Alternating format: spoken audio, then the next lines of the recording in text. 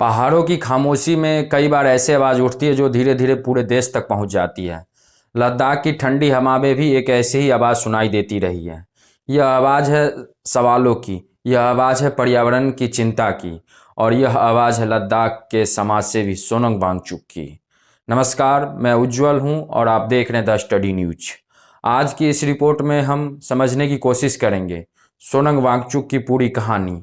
कौन है सोनम वांगचुक, कैसे एक शिक्षक, कैसे एक इंजीनियर पूरे देश की चर्चा का विषय बन गया है, और हाल में के समय में उनके आंदोलन और विवाद क्या रहे हैं। लद्दाख का इलाका सुंदर जरूर है, लेकिन यहाँ एक का जीवन काफ़ी कठिन भी है।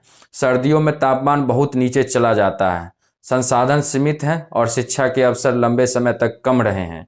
इन्हीं परिस्थितियों में 1966 में जन्म हुआ सोनम वांगचुक का। बचपन से ही उन्होंने एक बड़ी समस्या देखी। स्कूल तो थे, लेकिन बच्चे पढ़ाई समझ नहीं पाते थे। अलग भाषा था वहाँ पे पढ़ाई करने का। कारण था पढ़ाई की भाषा।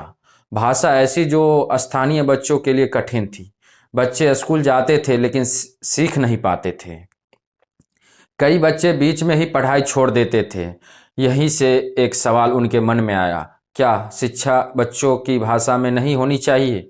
क्या पढ़ाई जीवन से जुड़ी नहीं होनी चाहिए? इसी सोच के साथ उन्होंने शिक्षा सुधार का काम शुरू किया। उन्होंने लद्दाख में एक संस्था की स्थापना की, जहां पढ़ाई का तरीका थोड़ा अलग था। यहाँ छात्रों को केवल किताबें नहीं पढ़ाई जाती थी, उन्हें जीवन के कौशल भी सिखाए जाते थे। सौर ऊर्जा बनाना, खेती करना और आत्मनिर्भर बनाना। धीरे धीरे यह प्रयोग सफल होने लगा। देश के कई हिस्सों में इनकी चर्चा होने लगी, लेकिन सोनम वांगचुक का काम यहीं तक सीमित नहीं रहा। लद्दाख की एक बड़ी समस्या थी पानी की समस्या। सर्दियों में पानी बर्फ बनकर जम जाता था और गर्मियों में पानी की कमी हो जाती थी। इस समस्या का समाधान खोजते हुए उन्होंने एक अनोखा प्रयोग किया। उन्होंने बनाया बर्फ स्तूप। सर्दियों में पानी को बर्फ के बड़े ढांचे में जमा किया जाता था। जब गर्मी आती तो वही बर्फ धीरे धीरे पिघलती और खेतों तक पानी पहुंचता।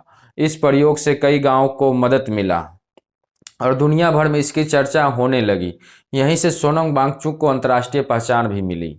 लेकिन हाल के वर्षों में उनका नाम एक और कारण से चर्चा में रहा। लद्दाख के लोगों ने कुछ संवैधानिक अधिकार की मांग उठाई। उनका कहना था कि क्षेत्र की संस्कृति और जमीन की रक्षा होनी चाहिए। इसी मुद्दे को लेकर सोनम वांगचुक ने आवाज़ उठाई। उन्होंने कई बार शांतिपूर्ण आंदोलन किए, कई बार उपवास भी रखा। उनका कहना था कि हिमालय का पर्यावरण बहुत नाजुक है और अगर यहाँ बिना योजना तेज विकास हुआ तो प्रकृति को नुकसान होगा। इस आंदोलन को कई बार प्रशासन और आंदोलनकारियों के बीच तनाव भी हुआ। सोनम वांगचुक का मान था कि लद्दाख को 6 शेड्यूल में शामिल कर लिया जाए। प्रशासन द्वारा सोनम वांगचुक पर कार्रवाई की गई, यहाँ तक कि राष्ट्रीय सुरक्षा अधिनियम लगा दिया गया, एनएसए।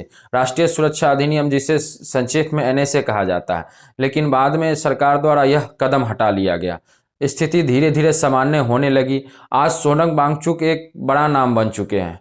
कुछ लोग उन्हें पर्यावरण की आवाज़ मानते हैं, कुछ लोग उन्हें आंदोलन की आलोचना भी करते हैं। लेकिन एक बात साफ है, उन्होंने लद्दाख के मुद्दे को पूरे देश की चर्चा बना दिया। उनकी कहानी एक शिक्षक की कहानी है, एक इंजीनियर की कहानी है, एक अभियंता की कहानी है और एक ऐसे व्यक्ति की कहानी है जिसने सवाल पूछने की हिम्मत दिखाई। यही थी सोनम वांगचुक की पूरी कहानी। अगर आपको यह रिपोर्ट पसंद आई हो तो वीडियो को पसंद करें और इसे अपने मित्रों के साथ साझा करें और चैनल को सब्सक्राइब करें। साथ ही चैनल का सदस्य बनना न भूलें, क्योंकि यहाँ हम ऐसे ही महत्वपूर्ण विषय पर सरल भाषा में समझाते हैं। धन्यवाद। फिर मिलेंगे एक नई रिपोर्ट के साथ। मैं हूँ उज्जवल, आप देख रहे हैं द स्टडी न्यूज।